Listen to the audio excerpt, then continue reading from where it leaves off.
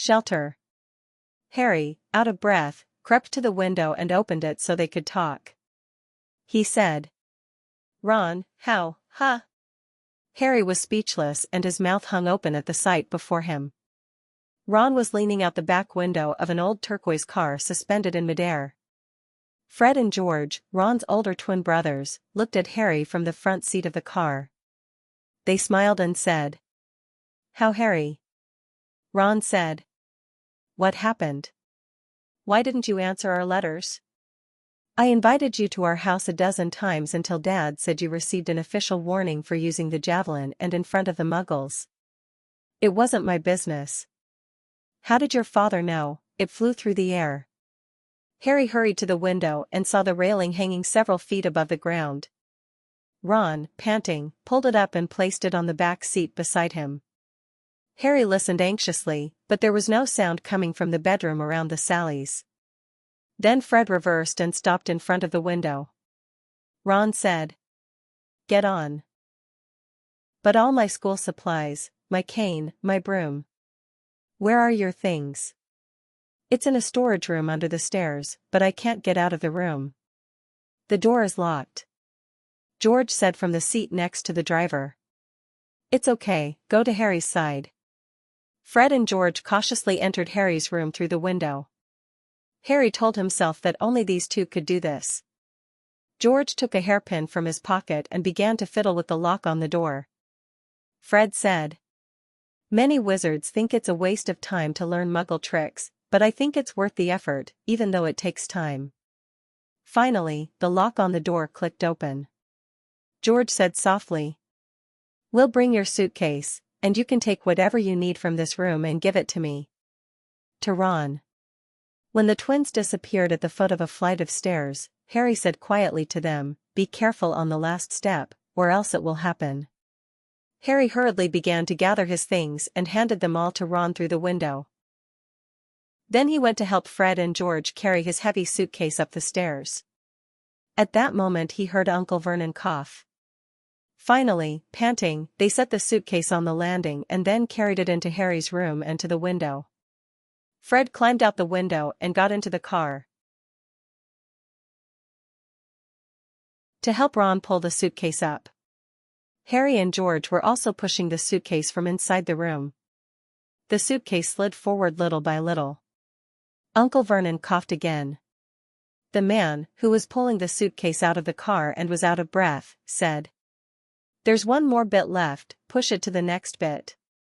Harry and George put their shoulders to the suitcase and pushed it, and finally the suitcase went out the window and fell onto the back seat of the car.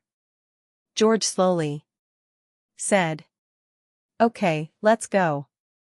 But as soon as Harry climbed over the window ledge, there was a loud whooshing sound behind him, and he immediately heard Uncle Vernon shouting. You damn ill. I left Hedwig behind. Harry quickly got down and went to the other side of the room, and at that moment the light went out. The corridor lit up. Harry picked up Hedwig's cage and ran to the window, handing it to Ron. As he hurried up the window, Uncle Vernon knocked hard on the door, which was half open, and it swung open. Uncle Vernon stood in the doorway for a moment, hogging the door, then charged at Harry like an angry buffalo, grabbing his ankle and roaring. He is running away. Ron, Fred, and George grabbed Harry's hands and pulled him with all their strength. Uncle Vernon was still yelling. Petunia is running away, she's running away. Fred, George, and Ron pulled Harry with the last of their strength, and Harry's leg slipped out of Uncle Vernon's grasp. As Harry got into the car and closed the door, Ron shouted. Give me a bite, Fred, give me a bite. The car suddenly flew through the sky like a bullet. It was unbelievable that Harry was finally free. He rolled down the car window and the night wind blew through his hair. He looked up at the rooftops of Privet Drive, which were getting smaller by the minute. Uncle Vernon, Aunt Petunia, and Dudley were staring at them, stunned, from the window of Harry's room. Harry shouted. Goodbye until next summer. The Weasley brothers were laughing their heads off, and Harry, grinning broadly, leaned back in the car seat. Ron said.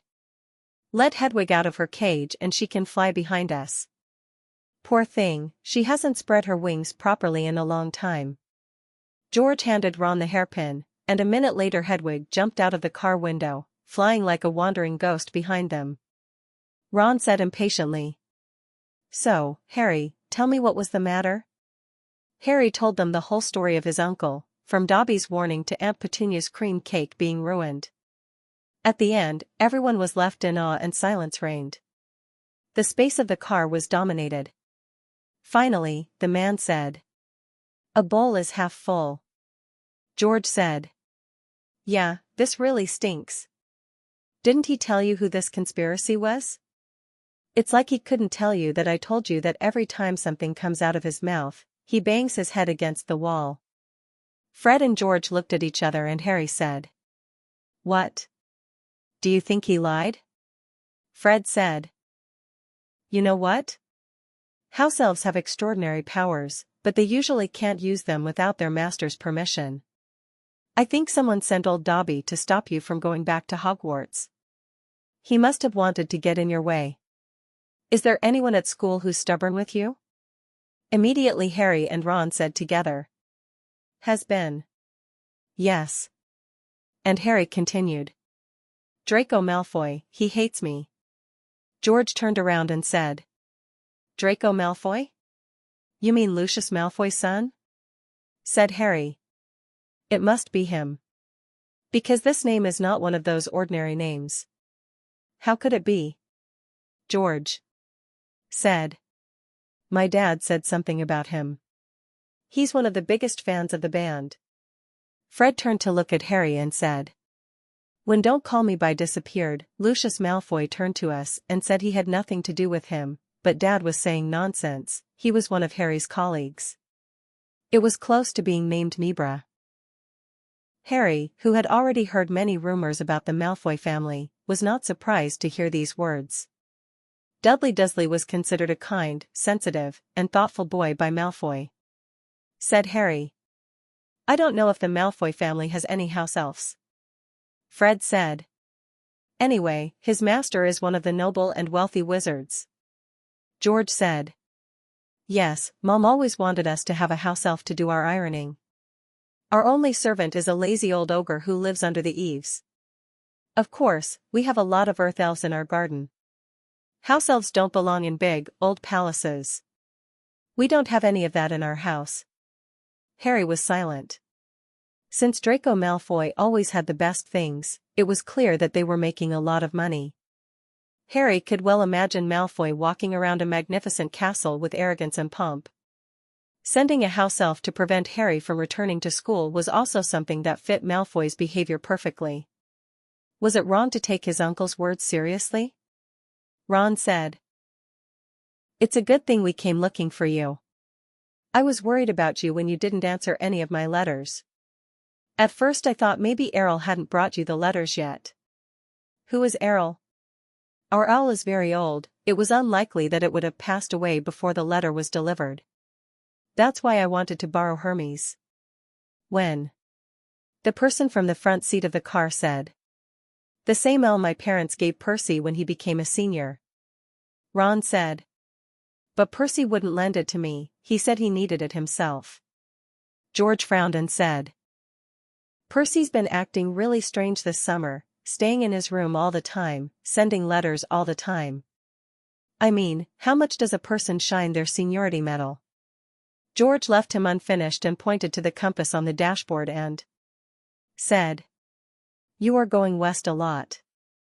Fred turned the steering wheel. Harry could only guess what answer he would get. Asked. Does your father know that you took his car? Ron said. No, he's at work tonight. Hopefully, we can put the car in the garage before Mom finds out we got into this. What does your father do at the ministry? Ron said. It works in one of the most tasteless parts, the part about the misuse of Muggle objects. What? They all deal with Muggle enchanted objects. You know, they shouldn't let things like that fall into the hands of Muggles again.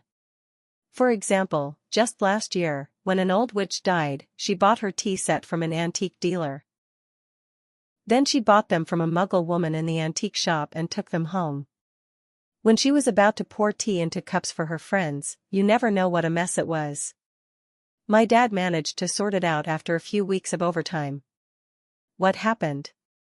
Nothing, the kettle had gone out of control and spilled hot tea all over the place. He had ended up in the hospital because the sugar tongs had stuck in his nose and wouldn't come off. My dad was going crazy. In that episode, it was just my dad and a witch. They work for an old man named Perkins. They're forced to use the Oblivion charm, and the case. Cover up. But then this car.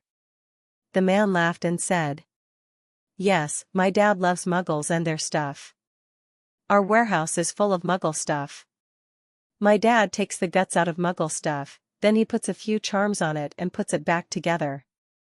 If he had to search our house, he would have to arrest himself. My mom would be disgusted by what my dad does. George looked down through the window and said. That's the main road. We'll be there in 10 minutes. How timely.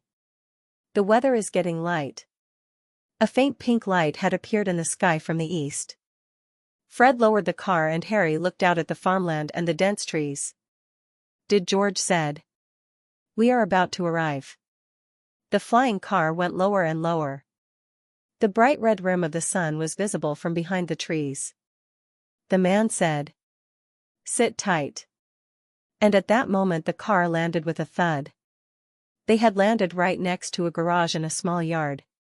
Harry saw for the first time. Ron looked at the family home. It seemed that the main building had once been a stone pigsty, but over time rooms had been added here and there until it finally became. It was a crooked, multi-story building that looked like it might collapse at any moment. It seemed to be held steady by Judd and, knowing Mr. Weasley, there was no doubt about it. Above the red roof, there were 4 or 5 chimneys, an upside-down sign in front of the front door that said shelter, a pile of waterproof boots and an old, rusty kettle beside the front door. A few plump brown chickens were roaming the garden.